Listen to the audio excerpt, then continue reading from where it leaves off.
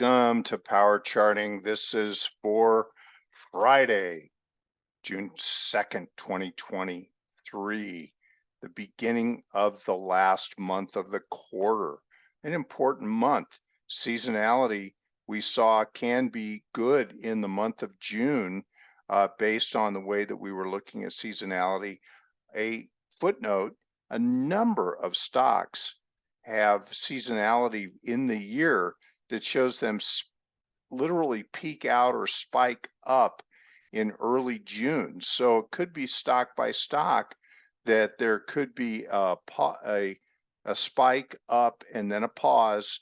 And then, of course, the third quarter appears to be somewhat of a sideways quarter. And we will revisit seasonality in the weeks ahead. With that, also, we're going to do a swing trading case study on Salesforce, CRM, and very interesting stock at this time. And then a stock index update with some breadth studies and point and figure. Okay, so disclaimer, and then this announcement, very exciting that my mentor of 40 years and dear friend, Joe Turner, is going to be joining me for a Trading Through the Business Cycle workshop.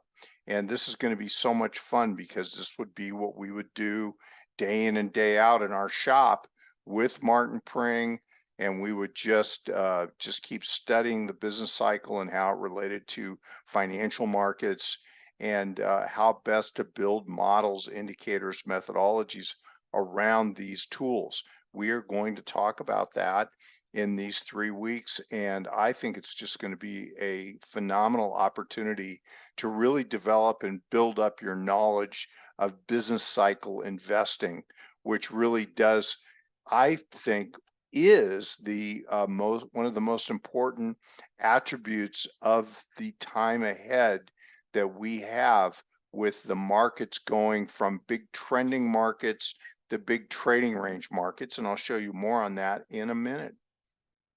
Okay, and here the unconference, just to remind you that we'll be doing a swing trading workshop with Rahman on the day one, July 13th.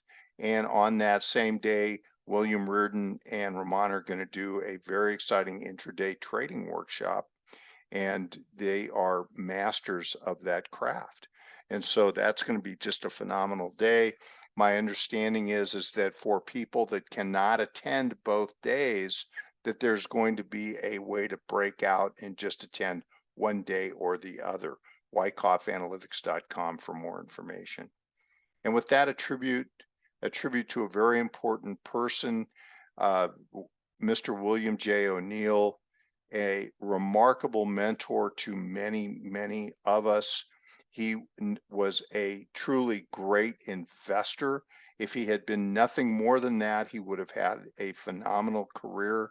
He is going to become a legend. His legend's only going to grow in the years ahead with the great achievements. But what makes him so special is the fact that he wanted others to learn this great methodology that he had developed, which was the synthesis of technical and fundamental analysis into a complete whole.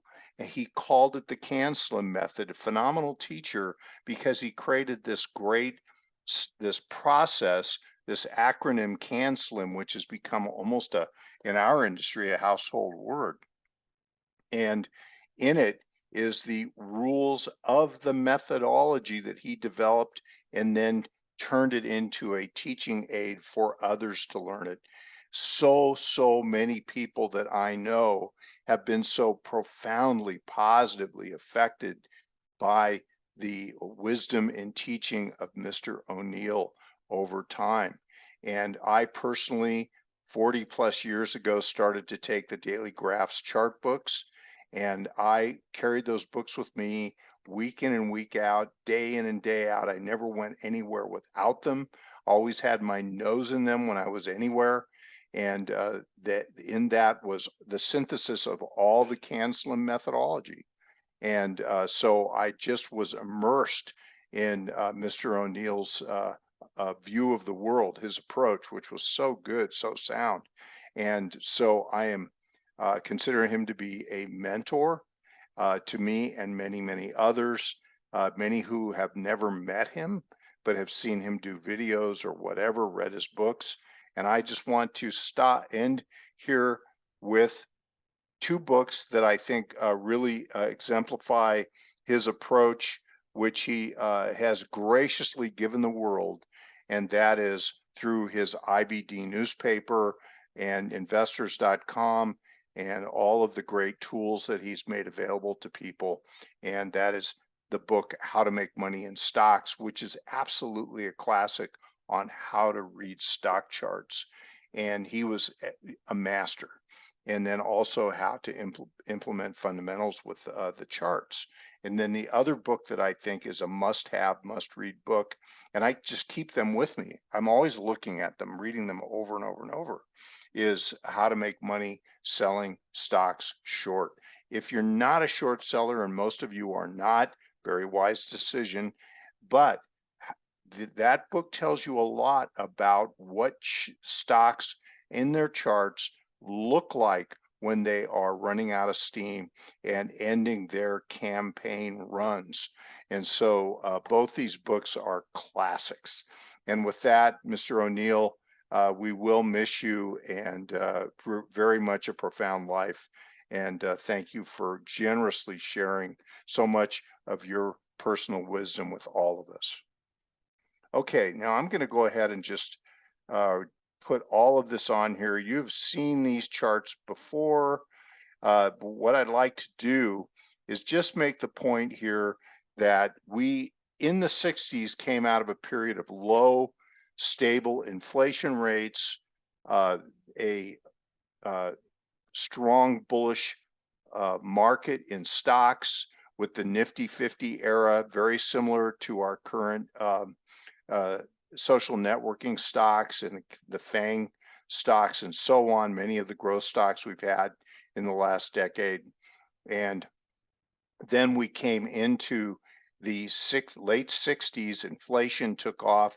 These are the inflation numbers up here for that era across this whole zone. You can see they went from the low single digits all the way up to 11 and a quarter here in 1980. And this is every 2 years, but you can see the continual ramp of inflation. Well, we started this cycle with a bang because we were at 4.7% inflation. And then in October 22, we were at 7.7%. So inflation just has really ramped up, fastest increase of interest rates. And this changes the game for stocks. Absolutely. Inflation just changes the metrics for earnings and dividends and everything else. And you can see what has happened, that through the 70s, we went from trending to range bound. So we started that period with a run up into 1,000 on the Dow at the end of 1965, 66. And here you can see that the Dow also has run up at the end of 2021 into its final high. And in the case here, this yellow shaded area represents a zone that the Dow Jones could not get through for that whole decade. So is that what we have ahead of us with the increase in inflation? The Fed's finding inflation is quite sticky. They're now threatening to raise rates in June again. And that PCE inflation numbers last week came in stickier than they expected. People think they'll raise because of that. And so, and the economy is slowing. So this is quite a mess that we're in. Many monetarists have avoided buying this market because they understand the tight money environment that we're in. We, being tape readers, investors, always seeking leadership, have been able to find stocks that have been leading and acting well. And so we have, in a very judicious way, participated in those stocks. So let me just say here that what we're going to do is we're going to zoom in on this zone as our roadmap for the period ahead and see whether or not there might be a family resemblance now, and whether or not and what might happen next to demonstrate that, in fact, this analog is more or less rhyming with what we had happen back then. Okay, I'm pointing to the highs and lows that we've had that have been quite evident. I didn't put this one in here. Let me just draw it in right now. A straight line, obviously. And so here you see the highs and lows. This is the 2018 low here. This is the top in 61. This is the top in 2020, which precedes the COVID decline. This decline is a combination of the Cuban Missile Crisis and Kennedy having a big battle with the steel companies over prices. And this was just a straight down drop in 62, straight down drop with COVID. But look at the similarities between these two rallies. So 62 up to the final high. You can see that it was just persistent all the way. That is in fact what we've had here in the COVID rally. And then a top was formed here and a top was formed in 65. This decline was the important bear market off that top. This is what we had happen in 2022. Sort of a two-step affair here. But here's an important low in October of 22. Here's an important low October of 66. Then let me put this in. Let's keep in mind that there is an election in 1968, November, presidential election. Richard M. Nixon is elected for his first term. 2024 is an election year, presidential election. Let's keep that in mind for how 24 could come to pass. Now, this is the part I really want to be clear about, is that 68 had a two-stage rally that took it back to the highs of 65, 66 at the end of the year. We had a high at the end of 21, 22. And that high is preceded the bear. This high preceded the bear in 66. And then we had a two-stage advance. Well, so far, we have this advance here, this advance here, and we have an advance that we're in now. Now, this is in the Dow. The Dow's lagging some. The NASDAQ 100 has acted extremely well and is leading the way and is pushing up towards its prior highs. So maybe the NASDAQ 100 is more akin to what the Dow was like in the 60s. But what I suggest is that, and we'll put a yellow circle around this area because we want to compare then to now, is that maybe we have, as we had one little push up right here, we have a push up, or maybe we're getting that now in the NASDAQ, and then we have a more important decline that takes out this low right here, just as was the case. Look at the support across this zone, and it was sprung back then in 68. So in the first quarter of 68, we had an important low that took place that preceded an advance, a good advance that encompassed the final 3 quarters of the year. So is it possible that we could have that kind of a synergy between then and now, where we do get, in fact, a rally into the 2024 election? And keep in mind that these are just the notes that you can screen capture, and hopefully I've covered all that, is that this period in here, that the thing the Fed has to do is they have to get all their rate hike business out of the way before we get into next year, because they don't want to look political. The other thing is that they actually behind the scenes will start to pump liquidity into the system in an election year. and it gives an upward bias to the stock market. And they have to start doing that very early. So they may be doing that in the fourth quarter of this year as they prime the pump for a better 2024. And the reason they do that is because they don't want to be accused of having a big bear market in an election year, which tends to weigh heavily on the incumbent. And so they want to look as apolitical as possible. And so I believe that any business they're doing with rate hikes is going to be finished here in the middle part of this year, or maybe into the end of the year. So that is the analog that we're looking at. And could we get a push up? We may be having that now in the NASDAQ 100, and then a pullback below the lows that we had earlier in 23. And that springs the low and sets up a better rally in the election year. Okay, and with that, let's move on.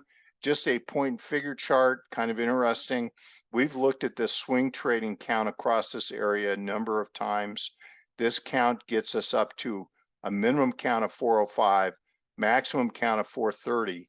We're at 420 right now, so we're 2 boxes away from fulfilling this swing count potential. But also this count here is a swing count, and possibly this whole thing is a much bigger count for a bigger move. But for now, let's just focus on swing counts. This count takes us to a minimum objective of 430. So these two count objectives match.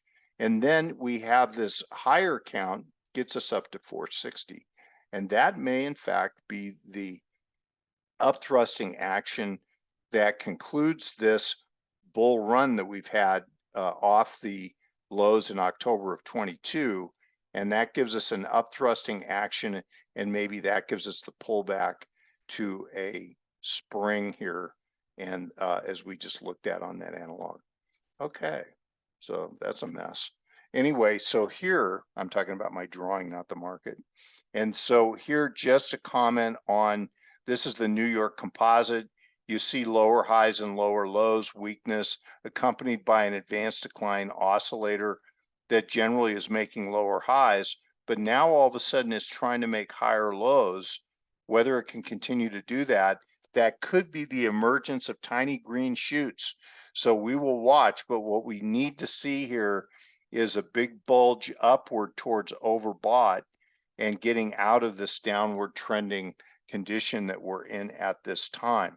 No telling whether this can happen or not. And low up and down volume into the end of May.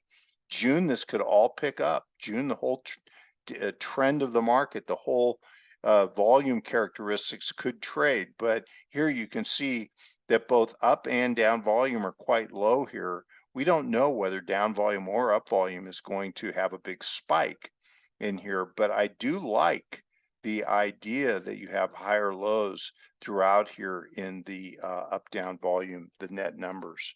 Now let's turn to the NASDAQ comp. Much more interesting picture, because look at this uptrend. Big uptrend. We are now back to the highs of August. That is potentially important resistance. Note that we have lower highs throughout here, and those lower highs are showing diminishing breadth as the market goes up, meaning fewer and fewer stocks are driving the index higher, which are those super big cap FANG type stocks. And then also you can see that net or down volume and up volume are both quite low here. But look what we have. So here's our divergent characteristics, those two red lines. And then also we see here just the start of a non-confirmation of the upward trend of the NASDAQ comp by net volume. So that's going to be very interesting to watch, because that might be a divergent characteristic that says that at resistance here that we are going to start to find it difficult for these stocks to proceed. But that could produce some selling in those mega caps that could flow out into some of the smaller good companies where there's deeper value like the Russell 2000 and so on. And so with that, let's turn our attention. Here's just a swing count on gold miners. This is a distribution count. This was an accumulation count, worked really well. This distribution count over here, counting this across, you can see gives us a count to 3050, exactly where we went. It stopped there. Now we're catching a bid in gold miners at this minimum count objective range. 2850 is the lower count. If we can only get to the minimum count objective here, that's generally a bullish characteristic. And so it may be that this correction for the time being in the gold miners might be about over, or at least we'll have a more important rally here for a period of time. I want to just make a comment about NVIDIA. This is a chart I showed you last week, so I'm just putting up all the markings as we had them from last time. But note that we had a count 392 to 424, a swing trading count up to 384, and that's where we were. We were at exactly 384 last week when we looked at this, and we said that there could be some follow through, but this looks very climactic. And you can see that we have a larger count potentially looming for NVIDIA. But if we get up into this count zone, and we were at the minimum objective pretty much last week, but this reaccumulation count potential, we need to now have this go sideways in a pause and build a count for the next move up, which could encompass this much bigger count. But I want to point out that as of, I think this was today, Thursday, that we hit 419.38, just a smidge below the 420 level, which is one box below our maximum count, but it's still, we've hit this count. And we're at 420. This is a climactic surge. And what we want to see is an important pullback, which establishes an automatic reaction. And in fact, we did have an important pullback occur. And now we're attempting to test that 400 level. So we'll keep an eye on that. But this big count is working out pretty well. Here's Salesforce, very important Dow stock. So let's just have a look at this stock, because this red line shows that we had, first of all, this big column of X's is climactic. So let's just put a buying climax here, automatic reaction here, likely some kind of a range bound condition for a period of time. We have a trend channel, and this trend channel is defined by this point and this point, and we drew a parallel on this area and this area. You can see that we are overbought here at the top of the channel line, and this overbought condition in fact stopped the advance. But do we have a swing trading count that confirms? Well, in fact, we do. So we have a count. Here's a swing count of reaccumulation with a jump out and a back up. We count from the backup over to this low, 13 columns, takes us up to 2014 to, I think that's 2030, I think is that where it is. We've hit 2024 and turned sharply right at that channel line, and we are now threatening the bottom of this lower demand trend line.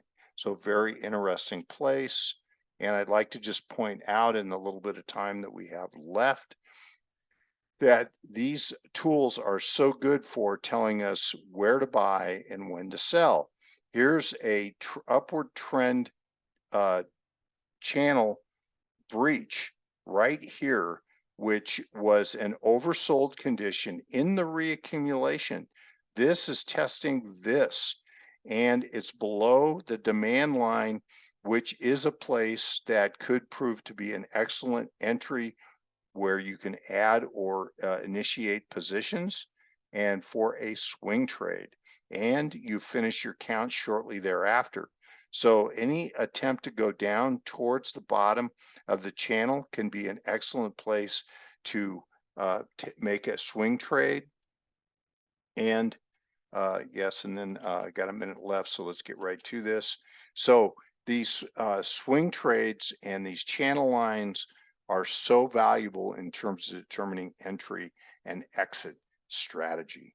Okay, so here, if we take that trend line, we extend our point and figure chart, same chart, more data, we see here that we have a count objective that goes from a sign of strength here. Let's see if we can, yeah, sign of strength, and then a backup into support, and we have a count objective area. This first objective is pretty much hit as it consolidates its breakout at, this is 182, and then it has a count that goes up to 220.